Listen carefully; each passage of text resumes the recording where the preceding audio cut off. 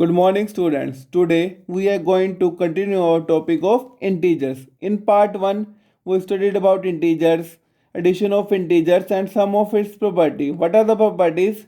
Let us remind this. Our first property is commutative property, that is a plus b is equal to b plus a. Second is associative property, that is a plus b plus c is equal to a plus b plus c. Now third is closure property. What is the closure property?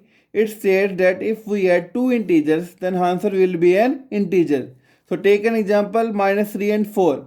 When we add them, answer is equal to 1, which is an integer. So closure property hold under addition. Today we will continue our topic, that is properties of subtraction of integers.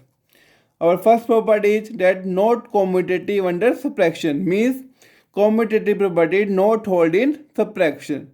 That is a minus b is not equal to b minus a. This is the symbol of not equal to.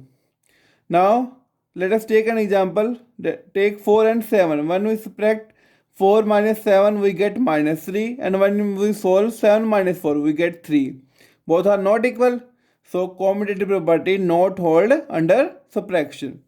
Now second property is not associative under subtraction, means a minus b minus c is not equal to a minus b minus c.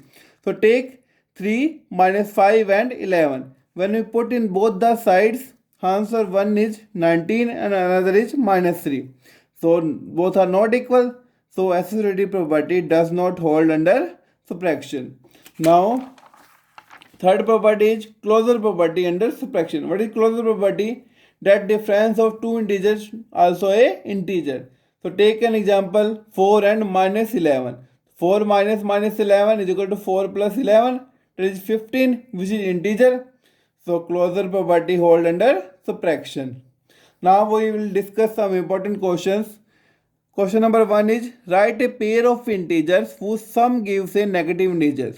Pair means two numbers. We have to write two integers whose sum is negative, means when we add them, answer is a negative integer. So take an example, minus 7 and 4. What we have to do? We have to find the sum. The sum is equal to minus 3, which is negative. So our answer is minus 7 comma 4. This is the pair.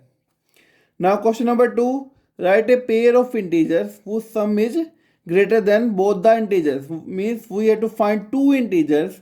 When we add them, our answer is greater than both the integers. So take an example, 3 and 7. When we add them, answer is equal to 10, and 10 is greater than 3 and 10 is greater than 7. So our answer is 3 comma 7. We can take an example. Now question number 3 is, write a pair of integers whose difference is minus 3. Now we have to take two integers whose difference is equal to minus 3. So take minus 1 and 2. When we find the difference, minus 1 minus of 2. Minus 1 minus 2 is equal to minus 3. So answer is equal to minus 1 comma plus 2. Now question number 4 is, write a negative integer and a positive, means one integer is negative, another is positive, whose sum is minus 8. Means when we add them, answer is equal to minus 8. So take minus 12 and 4. When we find the sum, minus 12 plus 4, which is equal to minus 8. So answer is equal to minus 12 comma 4. Next question number 5. Write two integers which are smaller than minus 5. Means which are less than minus 5. But their difference is greater than minus 5. But when we find the difference, that is greater than minus 5. So take minus 6 and minus 8. Both are less than minus 5. And when we find the difference, minus 6 minus of minus 8. Minus 6 plus 2, which is equal to 2, which is greater than minus 5. So we get the answer. Next, we will do the next topic, that is multiplication of integers. Till now we discussed about addition and subtraction. Now we are going to discuss multiplication of integers. So first is multiplication of two positive integers when both the integers are positive, that is a and b. Then a cross b is equal to a cross b, means 4 multiply 5 is equal to 20, which is positive. So when we multiply two positive integers, we get a positive integer. Next is multiplication of positive integer and a negative integer. Means one is positive, another is negative. So a multiply minus b is equal to minus of a multiply b. So 4 multiply minus 5 is equal to minus of 20. So minus sign is here. So we get a negative integer. Next is multiplication of two negative integers. Means both are negative. Then minus minus cancel out. We get a multiply b. Means when we multiply minus 4 and minus 5, then minus sign cancel out. We get 5 4 ja 20. Next is multiplication by 0. When we multiply a number by 0, we get answer as 0. Means a multiply 0 is equal to 0 and 0 multiply a is equal to 0. For example, 0 multiply minus 4, we get 0. Means when we multiply a number by 0, we get 0. Next, we will do properties of multiplication.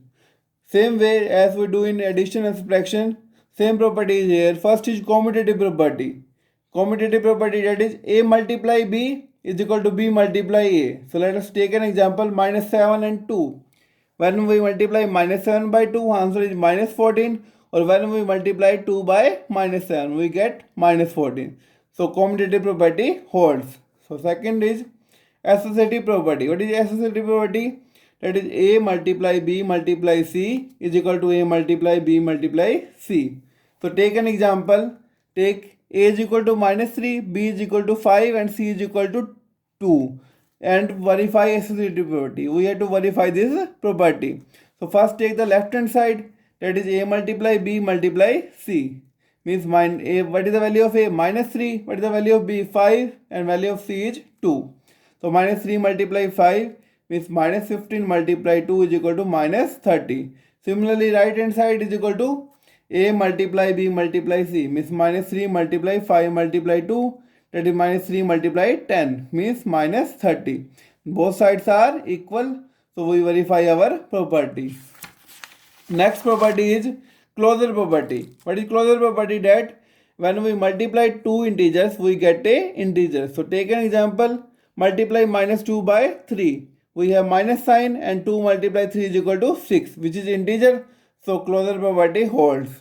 Next is existence of multiplicative identity. What is multiplicative identity? 1 is the multiplicative identity and 0 is the additive identity. Means when we have to find the multiplicative inverse, what is the multiplicative inverse? Multiplicative inverse of a is equal to 1 by a.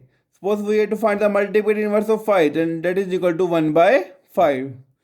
Now this is the last property, that is multiplication is distributive over addition. Means that is a multiply b plus c is equal to a multiply b.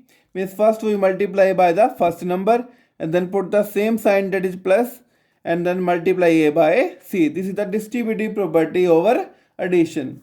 So let us do a question. Verify distributive law over addition for the integers minus 3, 5 and minus 9. These are the three integers. We have to verify this property over this. Means first solve the left hand side, that is a multiply b plus c. First we put the value of a, that is minus 3, value of b is 5 and value of c is minus 9. So minus 3, 5 as it is, plus minus minus 9. Minus 3 multiply 5 minus 9 is equal to minus 4. So minus minus cancel out, 3 4 is 12. Next we solve right hand side, that is a multiply b plus a multiply c. What is the value of a? Minus 3, b is equal to 5, a is equal to minus 3, c is equal to minus 9. So when we solve this, we get 12. So left hand side is 12, right hand side is also 12. So left hand side and right hand side are equal. So we verify this property.